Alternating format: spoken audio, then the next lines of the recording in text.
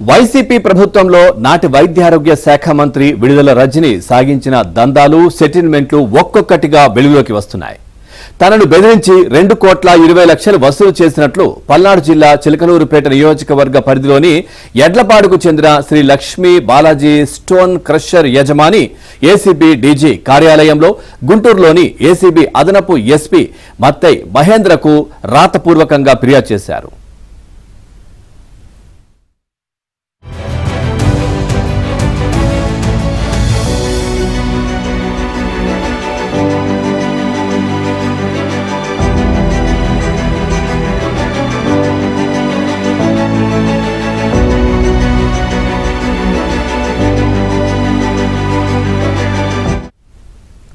Shri Lakshmi Balaji stone crusher ను చలపతిరావు మరో ముగ్గురితో కలిసి 2010 నుంచి నడుపుతున్నారు.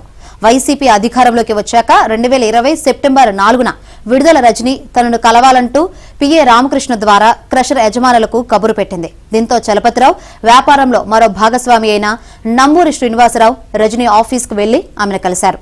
వ్యాపారం చేసుకునేవారు ఎమ్మెల్యేకి డబ్బులు ఇవ్వాలి కదా, మీరు క్రషర్ నడుపుతున్నందున 5 కోట్లు ఇవ్వాలని విడుదల రజని రుబాబు చేశారు. అయితే తాము అన్ని అనుమతులతోనే సంస్థ నడుపుతున్నామని, అంత డబ్బు ఇచ్చుకోలేమని రజని పిఏకు చెప్పినా వినిపించుకోలేదు.